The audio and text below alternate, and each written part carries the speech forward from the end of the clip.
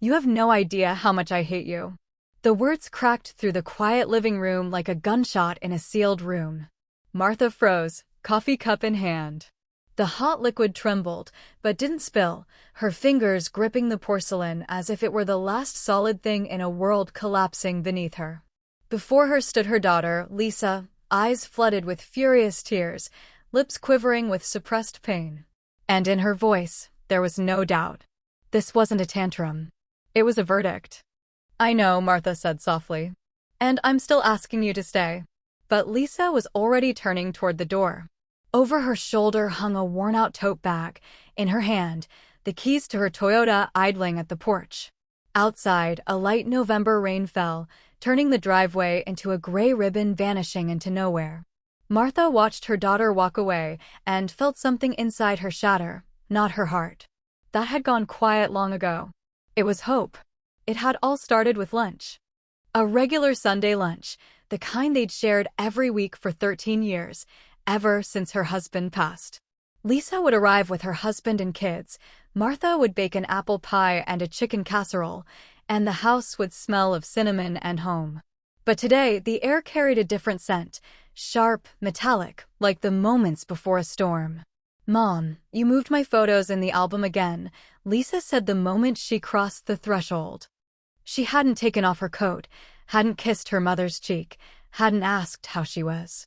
She just stood in the hallway, clutching the old leather photo album like it held a live fuse. "I was dusting," Martha replied. "What's wrong with that?" "It's not just dust. These are moments. Moments you shuffled like playing cards. You took the photo with Jake out of the childhood section and put it in graduation. And our Yosemite trip, you placed it between my wedding and Dad's funeral. Do you even understand how that looks?" Martha shrugged. She saw nothing wrong.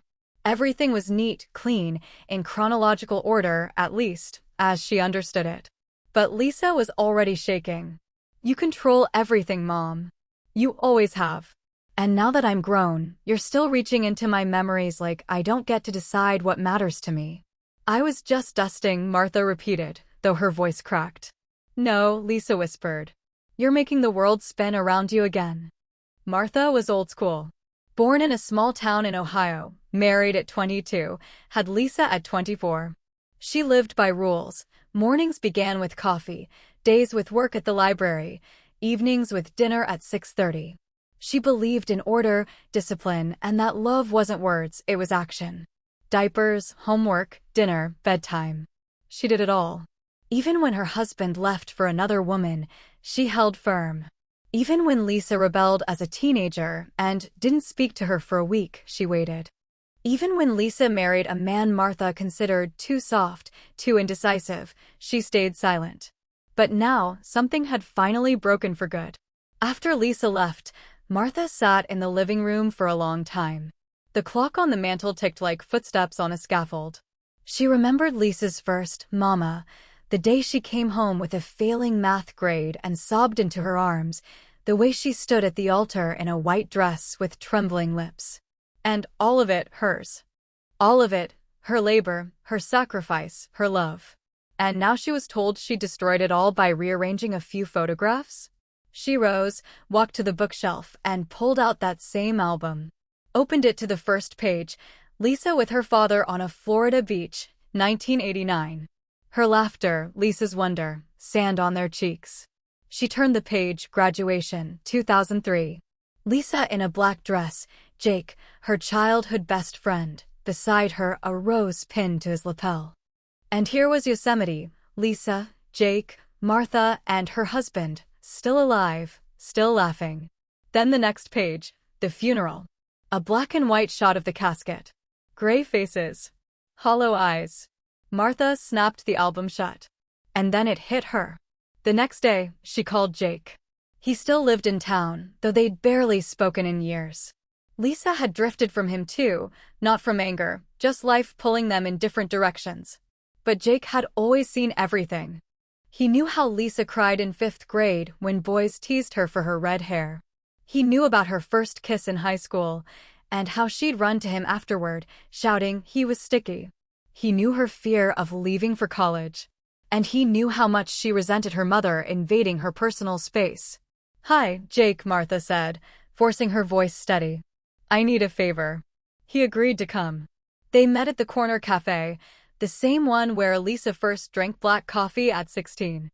Jake sat across from her, ordered black coffee, and looked at her with cautious sympathy. "She left," Martha said, "and told me she hates me." Jake stayed quiet. "I don't understand," she went on. "I've done everything for her. Everything. And now she thinks I've ruined her past." "You didn't ruin the past, Martha," he said gently. "You tried to control it. And Lisa, she's spent her whole life trying to prove she can build her own life. Without your approval. Without your order. Without your rules. But these are my memories too." Martha cried. "Why can't I decide how to keep them?" "Because they're not just yours," he replied. "They belong to her more than to you. Especially now that she has children. She wants to pass on memory, not yours, but hers. The way she feels it." Martha looked down. She realized, suddenly, she'd never once asked Lisa how she saw those moments. She'd just decided for her. That evening, Jake helped her rebuild the album. They rearranged the photos, not by dates, not by events, but by feeling. Lisa with her father on the beach, next to the funeral shots. Because for Lisa, memory of her dad was both joy and grief, and you couldn't separate them. The graduation photo, next to Yosemite, because for her, that was the era of freedom and friendship. And at the center of it all, Jake. Not as a suitor, not as a husband, but as the one who'd always been there. "Do you think she'll forgive me?" Martha asked when they finished. "I don't know," Jake said honestly. "But you can try. Not by controlling. Just by telling the truth." Martha wrote a letter. Not a text. Not an email. A real letter on paper, smelling of coffee and tears. She wrote about fear, how terrified she was of being forgotten, how each year it grew harder to feel needed, how it shattered her when her daughter walked away without looking back. And yes, she admitted she'd moved the photos because she wanted the past to look perfect. But now she understood, the past shouldn't be perfect. It should be real. She sealed the envelope and left it on Lisa's porch Monday morning while her daughter still slept. A week passed. Martha didn't call. Didn't write. Just waited. Every evening, she sat by the window, watching the road. Her heart beat slowly, heavily, like a worn-out engine. On Sunday afternoon, the doorbell rang. Lisa stood on the porch. No coat. No anger in her eyes. Just exhaustion. Behind her, Jake and her 2 children. "Can I come in?" she asked. Martha nodded. They sat in the living room. The kids ran to the kitchen, where Martha had left a fresh apple pie. Jake gave her a small smile and a nod. "It's okay. I read your letter," Lisa said. "And, you're right. I'm scared too. Scared my kids will forget what my life was like before them. Scared I won't be able to pass on what mattered to me. And so, I exploded at you, because you're the only one who knows all of it." "I don't want to control your memories," Martha said. "I just want to be part of them. Even if it hurts."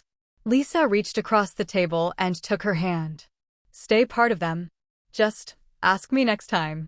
Martha nodded. Her eyes filled, but she didn't cry. Not now. Now, she needed to smile, for her grandchildren, for her daughter, for herself. That evening, they didn't talk about the past. They just sat together, drank tea, laughed at the kids' antics. And when Lisa stood to leave, she hugged her mother tight, like she used to as a child. "Come to our place for Thanksgiving," she said. "We'll take new photos. And don't you dare move them." Martha laughed. And for the first time in a long while, she felt that maybe, just maybe, everything would be all right. Family fights aren't born from hatred. They're the echo of pain no one knew how to speak aloud. But sometimes, all it takes is one letter. One step forward. One honest word. To rebuild what was broken, not perfectly, but truly.